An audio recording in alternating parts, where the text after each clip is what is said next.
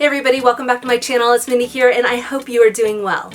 Today I'm going to talk about a brand new fragrance release that I'm really excited about. This is by the House of Kayali and this is Eden Juicy Apple 01. Now, before I get into this fragrance, I did want to share what I adore the most about the House of Kayali, and that is the fact that they have a very broad range of fragrance offerings that appeal to all different tastes and preferences. I believe one of the most popular fragrance offerings they have is Vanilla 28.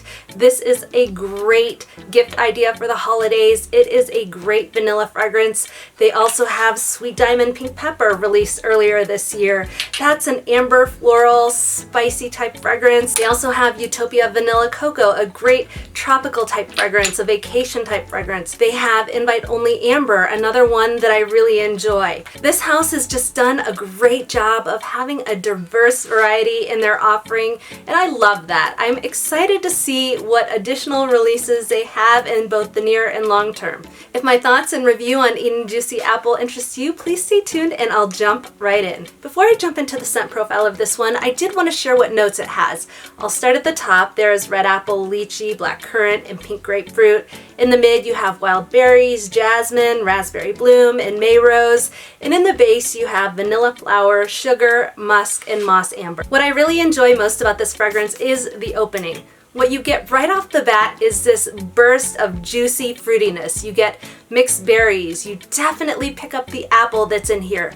You also get a little bit of an aquatic vibe from the lychee that's in this fragrance. My immediate first impression to this one when I first sprayed it was that it took me back to the Country Apple days from Bath & Body Works. I used to love Country Apple. I actually don't know if they still have it, and I may have it up in my fragrance archive somewhere in a box, so I'd love to pull that out and compare it side by side with this one.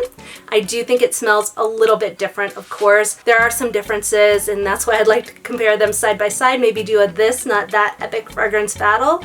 But that's what immediately came to mind when I smelled this. It took me back to my Country Apple days. Now, as this one dries down a little bit, it really warms into the skin, and some of that freshness, that fruitiness that you get does warm up, and it becomes a little bit more of a fruity vanilla. It still remains this sweet, fruity, delicious vanilla fragrance that I think a lot of gourmand lovers are gonna appreciate. In the deep dry down, I do pick up a little bit of the musk. Those floral components come out a little bit more to me. I did notice that between maybe the grapefruit, maybe some of the floral aspect that's in here, it tingles my nose just a bit, but that doesn't last. It just happens for a little while. I really did connect with what Mona was saying about this fragrance, which is that she travels back in time with this one, that it helps her channel her inner 90s high school girl self. And I do feel that. Like I mentioned, this reminds me of those Country Apple days. It reminds me of my youth, and it definitely takes me back as well.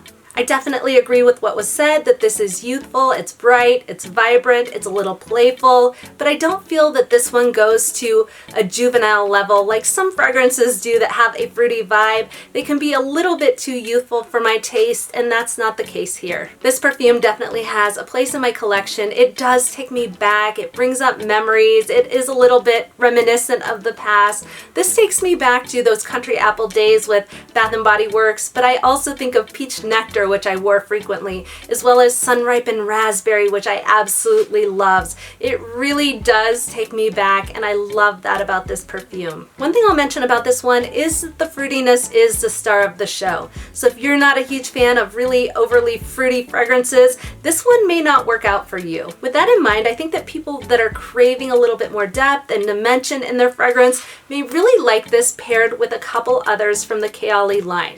The first that came to mind was Vanilla 28.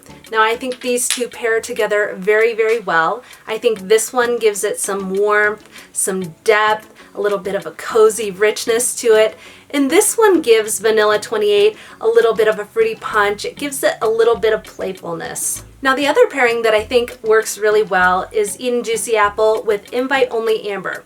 Now what I like about this pairing is that it gives it a burst of holiday festiveness. It gives it a little bit of joy. It's very good for the holiday season, and if you're the type of person that enjoys holiday spices, holiday candles, I do think you're gonna like this pairing. It's gonna give you a lot of Christmas joy. It'll bring the holiday spirit alive. One thing I'll say about this one is it does wear a little bit closer to the skin, at least in my opinion.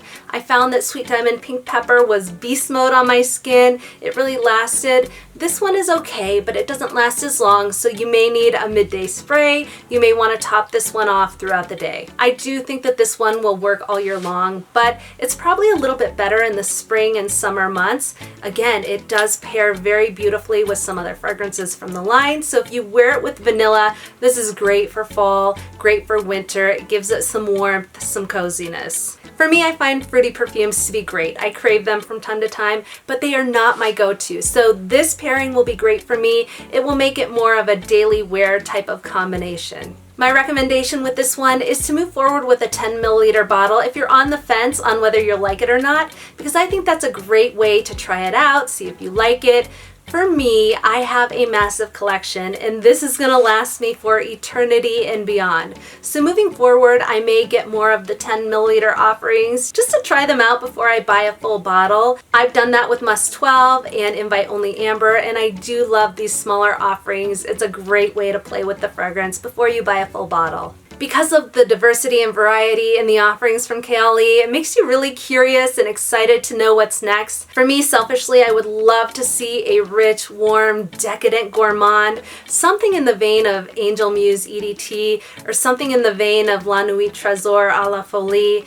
I'd love to see something really warm and decadent come out from this line. I think they'd nail it. I think they'd do a great job with it. Really on the edge of my seat to see what's next. Again, this one is Eden Juicy Apple 01, which suggests that they got this right on the first try. Great job, Mona and team. I think this is a great fragrance and a fun offering from the house. All right, guys, thank you so much for tuning in. As always, I truly appreciate you.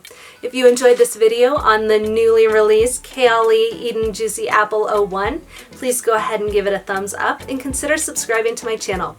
I hope you have an amazing rest of your week, a lot to be grateful and thankful for, and until next time, I'll see you soon.